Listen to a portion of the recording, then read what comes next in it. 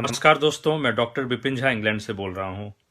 कल मुझे व्हाट्सएप पे एक मैसेज आया अमेरिका से कि कैसे भारत में सारे जो है फाइनेंशियल इंस्टीट्यूट्स, संवैधानिक संस्थाएं, विपक्ष सबको ख़त्म करने की साजिश की जा रही है ताकि नरेंद्र मोदी जी को भारत का सर्वे सर्वा बनाया जाए। तो मुझे एक बात याद आ गई कि 2012-13 में जब मोदी जी को प्रधानमंत्री जो है कैंडिडेट बीजेपी ने बनाया था, तो वो क्यों बनाया था। तो एक बड़े ही बीजेपी के जानकार ने बताया कि नरेंद्र मोदी जी ने उस समय बीजेपी को धमकी दी थी कि मेरे पास 30 लाख कार्यकर्ताओं का समर्थन है और जितने भी बड़े बड़े व्यवसायी हैं वो मेरे ऊपर ही पैसा लगाएंगे और बीजेपी को वो चंदा नहीं देंगे अगर मैं प्रधानमंत्री कैंडिडेट नहीं बना। तो उन्होंने बीजेपी को तोड़ने की जो है धमकी दी थी। तो उसकी वजह से लाल कृष्ण आडवाणी, अरुण जेटली जी और कई बड़े नेता जो थे उनको मानना पड़ा कि इनको जो है प्रधानमंत्री उम्मीदवार बनाया जाए, क्योंकि अगर वो नहीं बनाते तो बीजेपी टूट जाती। और वैसे ही बीजेपी जो है सालों से छटपटा रही थी कि कैसे सत्ता में आया जाए। तो वो अन्ना आंदोलन जो एक प्रायोजित था कि कांग्रेस सरकार को बदनाम करने की, उसके बाद जो है जो व्यवसायी जो घराना थे वो मोदी जी के ऊपर इसलिए पैसा लगाना चाहते थे क्योंकि उन्हें पता था कि इनके माध्यम से फिर हम अपना मकसद पूरा कर सकते हैं। और आपने देखा होगा कि 5 साल में मोदी जी ने कितने देशों की यात्रा की थी। तो उसका कारण ये था कि जो भी व्यवसायियों ने जो 2000-3000 करोड़ इनके इलेक्शन कैंपेन में लगाया, तो उससे कहीं ज्यादा उन्होंने वसूल लिया।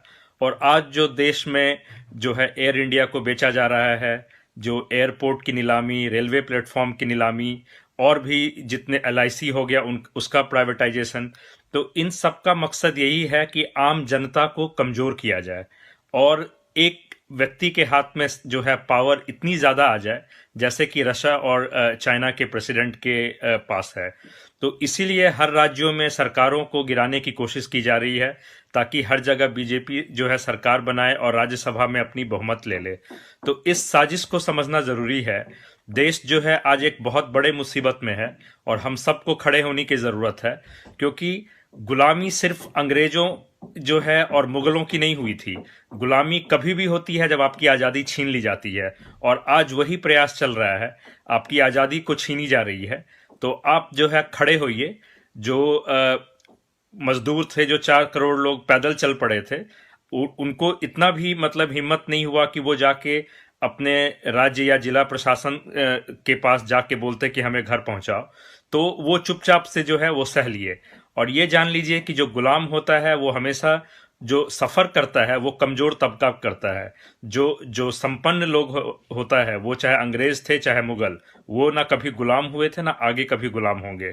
तो और मैं आपको इसलिए ये बात बोल रहा हूं क्योंकि ये मुझे व्यक्तिगत रूप से प्रभावित नहीं करेगा, लेकिन देश के आम जनता को प्रभावित करेगा। तो इसलिए मैं आपसे बड़ी ही विनम्रता के साथ कहता हूं कि उठिए, खड़े होइए। इन मीडिया और ये जो बीजेपी IT सेल और ये जो पाले हुए भक्त हैं जो सोशल मीडिया पे गाली गलौज करते हैं, सबके खिलाफ जो है खड़े होइए और इन सबको सबक सिखाना है। इन सबको सत्ता से दूर जो है हमें भेजना है। और अब तो फेसबुक और यूट्यूब में से वीडियो भी डिलीट होने शुरू हो गए। तो केवल एक तरीका है, EVM को हटाइए, देश को बचाइए। अगर देश से प्यार है तो एकजुट होकर आइए। हम लोग अपनी आवाज बुलंद कर रहे हैं अब EVM के लिए। हमें समझ में आ गया, as activist, as social activist, हमें ये बात बिल्कुल समझ में आ गया कि नहीं भाई ऐसे नहीं चलेगा। अब तो EVM को हटा के ही दम लेंगे। इस देश को अगर बचाना है तो EVM को हटाना है। क्योंकि जो लोग बोलते हैं गुजरात मॉडल, गुजरात मॉडल, सोच के देखिएगा, 6.5 करोड़ जनता है गुजरात की, और कितने लोग फौज में जाते हैं, और वो कहते हैं उत्तर प्रदेश को भी बना देंगे गुजरात मॉडल, भारत को भी बना देंगे गुजरात मॉडल। और कितनी GDP का क्या स्तर है, कुछ मुझे कहने की जरूरत नहीं है। आज किसी और विचार में बात ही नहीं करनी है। आज बात करनी कि जीतते नहीं है, EVM जीतता है, और शुरू से ही EVM जीतता आया है।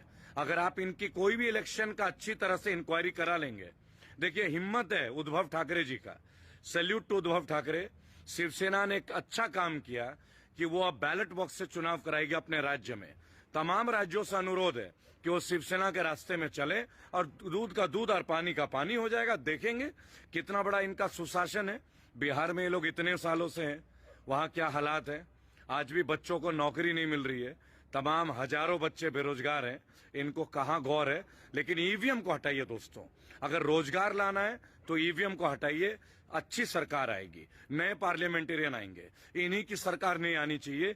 इन्होंने तो हमें बोला था कि 6.5 साल में हमने इतना किया, अगर 60 साल इनको मिल जाते तो ये क्या करते। मैं आपको बताता हूं, अगर इन्हें 60 साल मिल जाते ना, ये जुमलेबाज के सरकार को, तो हमें केले का पत्ता लगा के भागना होता, झिंगा लाला हुर बोलते बोलते। ये तन ढकने के लिए हमसे कपड़े नहीं लेते। आप सोच लीजिएगा, हमने पहले भी एक बार बोला था, कई मंचों से मैंने बोला है। हमारे उत्तर प्रदेश में बोला जाता है ये राम राज्य है, योगी जी का शासन राम राज्य है। तो भाइयों और बहनों, अगर ये राम राज्य है तो नेपाल कहती कि सीता तो हमारी है, तो सीता की धरती अगर नेपाल है तो वहां 50 रुपए लीटर पेट्रोल है, और रावण की धरती अगर श्रीलंका है तो वहां 53 रुपए लीटर है पेट्रोल। तो अगर भारत में राम राज्य है इनके शासन में, तो 100 रुपए पेट्रोल क्यों है भाई। बहुत सारी बातें। आज आप देखिए, सिंघू बॉर्डर पे इंटरनेट बंद है। क्यों इंटरनेट बंद है? क्योंकि इंटरनेट सरकारी नहीं है, क्योंकि आज बीएसएनएल नहीं है, आज जियो है। जब मर्जी बंद कर देंगे। लेकिन अगर यही सरकारी होती तो क्या बंद होता? नहीं होता दोस्तों। इसीलिए हम लोग बोलते हैं कि निजीकरण नहीं, सरकारीकरण होना चाहिए। गवर्नमेंट इंस्टीट्यूशन को बढ़ावा मिलना चाहिए। आज इंटरनेट बंद है तो हमें जियो के ऊपर डिपेंडेबिलिटी है। कल को अगर हमारी फसलें प्राइवेटाइज हो जाएंगी, अगर हमारी खेती प्राइवेटाइज हो जाएगी, और अचानक से एक प्राइवेटाइज जो लोग होंगे, अदानी जी जैसे, और कह देंगे आज हम आलू नहीं बेचेंगे, अभी हम 1 महीने तक गोभी नहीं बेचेंगे, तो आप क्या कर लेंगे इनका? कुछ भी नहीं कर सकते। कैसी बढ़ती हैं कीमतें। प्याज आज भी 50 रुपए किलो बिक रहा है, साल भर से ऊपर हो गया है, 100 से 50। आप सोचिएगा, कोई जुमले नहीं है ये। और मुझे तो लगता है कि इसी लोकसभा में वैक्सीन के बाद जब पहली बार आएंगे तो जय श्री राम का नारे से अपना भाषण देना शुरू कर दें। और उससे भी ज्यादा उनको डर लग रहा है कि रामलला के मंदिर का कहीं चेक ना वो काट दें, इसलिए वो इस वैक्सीन को लगाने से मना कर रहे हैं। इस कलयुग की सबसे बड़ी उपलब्धि और इस शताब्दी का सबसे गैर जिम्मेदार बयान पर अपनी बात कहना चाहूंगा। अभी तो ये आपकी नोकझोंक की वजह से मेरा ये भाषण हुआ। सुना है समुद्र मंथन हुआ था, ऐरावत हाथी निकला था, और चेसरवा घोड़ा निकला था, पारिजात का फूल निकला था, कामधेनु गाय निकली थी, विष और अमृत निकला था। निकला होगा। लेकिन इस कलयुग में जब वैश्विक महामारी थी, कोई एक देश की नहीं थी।